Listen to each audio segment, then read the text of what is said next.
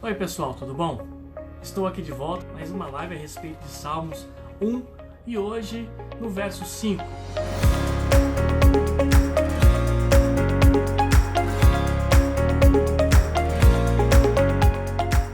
Por isso, os perversos não prevalecerão no juízo, nem os pecadores na congregação dos justos.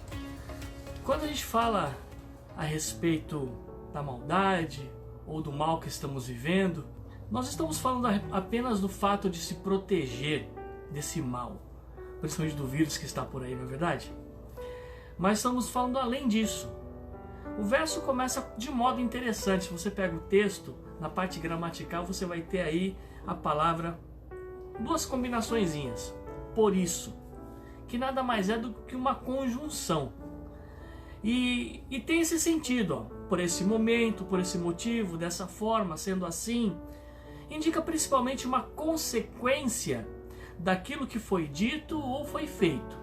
Então vemos que esse verso tenta explicar a ação descrita nos versos anteriores. Para quem está acompanhando, você vai ver que os justos não são bem vistos aqui dentro do contexto, justamente porque eles não param para pensar, agem sem pensar, falam sem pensar. E o mais complicado que nós vemos aqui no texto, e dentro de todo o contexto aqui da história, é a falta de juízo, né, de senso. E eu tenho certeza que não é o que nos falta nos dias de hoje. Nós temos que ter senso realmente, para não ficar saindo por aí, ser uma necessidade real, para estarmos protegidos. Como eu estava falando, o texto fala que o mal, ou a maldade, ou esses maldosos não podem prevalecer. Principalmente quando forem a juízo, porque a mentira não pode prevalecer, a falsidade, a injustiça, todos esses sentimentos ruins não pode prevalecer diante de Deus e diante de todos, porque a verdade precisa prevalecer, aquilo que é justo precisa prevalecer. Então, quando nós estamos na visão desse texto estudando, vemos que o mal ou a maldade pode durar e tentar resistir por um tempo, mas logo se desfaz, não consegue prevalecer por muito tempo até que a verdade se revele. Do mesmo modo que esse vírus, bem como tudo aquilo que tem tentado se levantar contra você, contra a sua vida, também não vai prevalecer. No hebraico, essa palavra prevalecer tem a ideia de permanecer de pé, resistir, se manter. Ele não vai manter por muito tempo. O vírus também não se resiste por muito tempo. E os problemas que você está vivendo, seja ele financeiro, familiar, pessoal, emocional, também não vai prevalecer por muito tempo.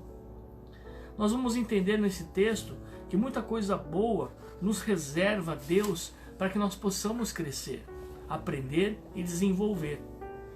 Como eu tenho falado nesses dias anteriores, quando nós estamos plantados em Deus, que é esse rio de água viva, que traz a seiva que precisamos, o fortalecimento que precisamos para resistir no dia mau, é exatamente sobre isso que Deus nos convida, a descansar nele, a relaxar, a deixar o estresse de lado, essa ansiedade de lado.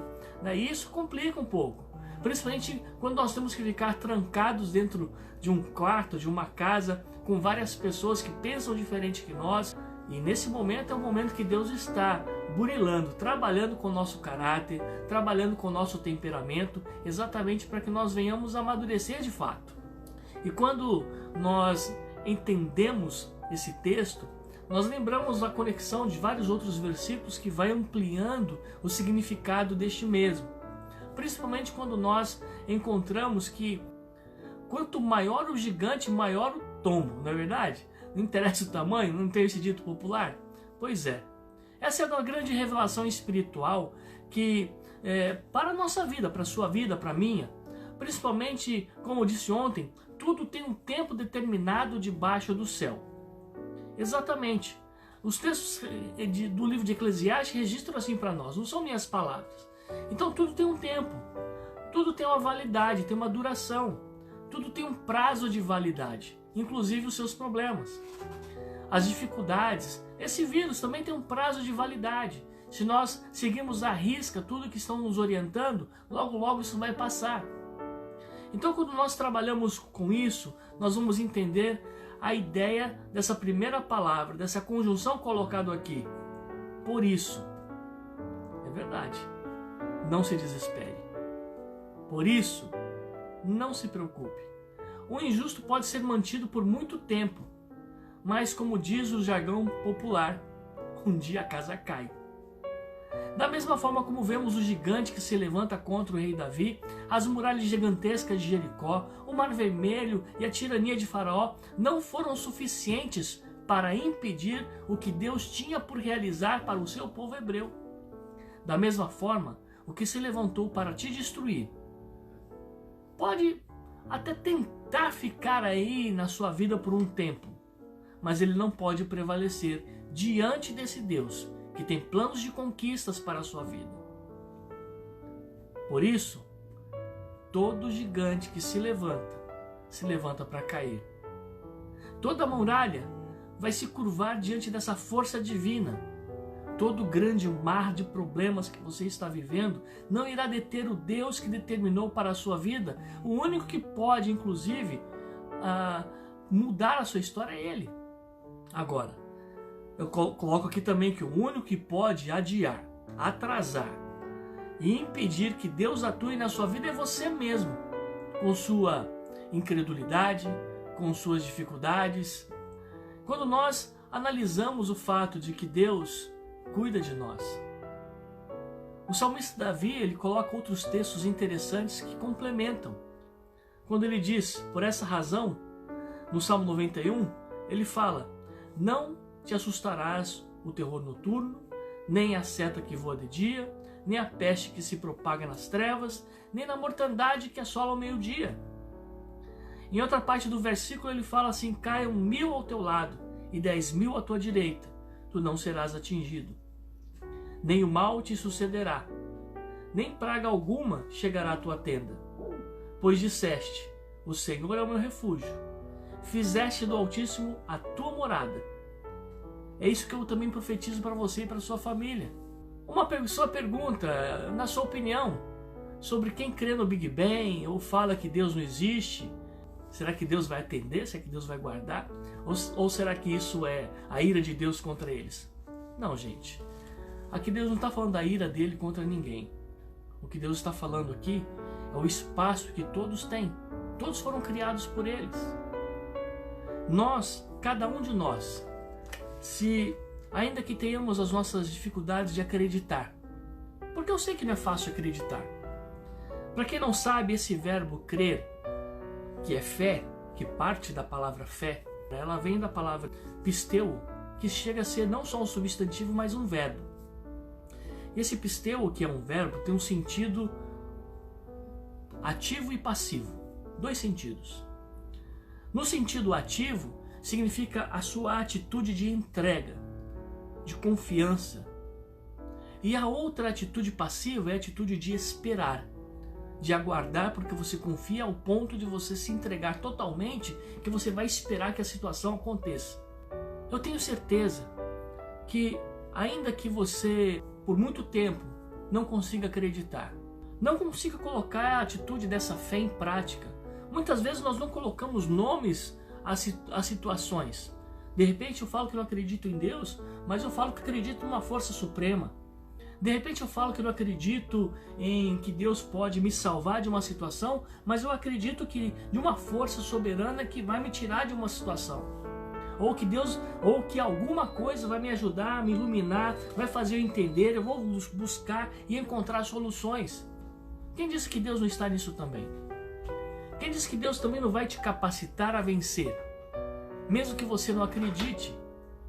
Quantas vezes Deus usou inclusive povos que eram inimigos do seu povo para serem instrumentos na mão dele? Da mesma forma, tenho certeza que Deus pode usar qualquer situação para capacitar você a superar qualquer dificuldade. Isso é Deus.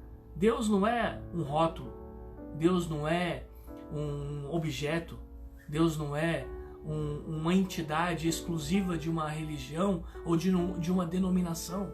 Deus é Deus e ponto final.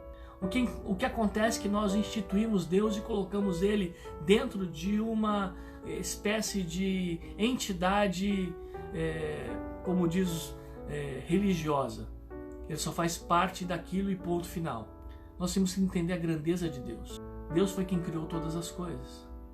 Se eu sou um cientista, acho que Deus não pôde fazer nada e que tudo aconteceu por um Big Bang, o Big Bang teve moléculas, teve situações, teve coisas que fizeram com que o Big Bang acontecesse, que nem os cientistas sabem explicar. Tudo que nós temos em volta de nós, não temos a explicação para tudo. O mais interessante é saber que Deus sempre tem a resposta que precisamos. Seja qual for a situação, seja qual for o problema. E quando nós falamos a respeito disso, vamos encontrar que da mesma forma que Davi escreve nesse salmo, por isso que o mal que levantou, por isso que os perversos, que é a mesma coisa que ímpio, não prevalecerão no juízo, porque eles são uma grande mentira. Por isso que os pecadores também não podem prevalecer nessa congregação dos justos. O que significa isso? Significa que onde as pessoas do bem estão reunidas em prol de algo bom, de algo que realmente vai fazer bem a todos, de um bem comum, Deus vai estar ali com eles, te ajudando. A Bíblia fala: onde tiver 2 ou 3 reunidos em meu nome, pensando nele, falando nele, ele está ali presente. E é tão gostoso quando nós conseguimos entender isso, independente de denominação, de religião, de placa de igrejas, de pastor. Deus não está preocupado com isso. Deus está preocupado com um povo, independente de limites territoriais, independentes de limites intelectuais, de classe social. Deus está procurando um povo que esteja disposto a viver uma vida decente, a viver uma vida compromissada com a verdade, a uma vida que faça a diferença aqui na terra. Por isso que quando Jesus veio, ele convidou seus discípulos para ser a luz do mundo. Não significa que todo mundo tinha que colocar um farol na cabeça e sair andando por aí, não. Significa que ele precisava fazer a diferença. Um outro exemplo que ele diz, ele fala assim: vocês precisam ser o sal da terra. O sal é aquele que conserva, aquele que dá o sabor, que faz a diferença também. Nós precisamos trazer um sabor especial para esse mundo, fazer diferença. Não ser igual a todo mundo que quer fazer o que quer, que acha que tem o rei na barriga. Não. Começar a pensar que nesse momento que temos bastante tempo para pensar, bastante tempo para raciocinar, bastante tempo para meditar em alguma coisa, que nós possamos pensar em coisas boas, em coisas que valem a pena, em coisas que vai tirar cada um de nós, não de um sistema, mas vai tirar cada um de nós dos nossos próprios conceitos e preconceitos e nos colocar naquilo que é bom, que vai fazer a gente crescer, que vai fazer as pessoas caminharem juntas e, o mais importante, conviver um bom relacionamento dentro de casa, relacionamento familiar. E aí vem novamente o por isso. Eu falo para vocês, não desista. Por isso, acredite. Por isso, não deixe o barco afundar. Por isso, não deixe a depressão tomar conta de você. Por isso, não se deixe levar pela ansiedade. Por isso, pare de comer como se o mundo fosse acabar amanhã. Por isso, não deixe com que as situações descontrolem você.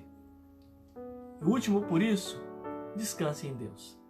Deixe Ele tomar conta de tudo para você. Continue sempre firme, que Deus vai estar com você. Cuide da sua saúde mental, espiritual e física.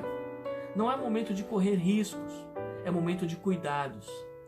Tire tempo para conversar com seus filhos, conversar com sua esposa, seu esposo, ligue para parentes, faça videoconferências e continue planejando e buscando alternativas para a sua empresa ou para o tipo de trabalho que você quer desempenhar. Esse é o momento de ficar em casa, refletir, meditar, colocar em dia seu projeto com sua família e se preparar para as conquistas. Pense nisso. Pense nisso. Por isso, mais uma vez, descanse em Deus. Que Deus guarde cada um de vocês, proteja cada um de sua família. E se algum conhecido teu, alguém da sua família estiver com o coronavírus, descanse. Deus vai te ajudar. Um grande abraço.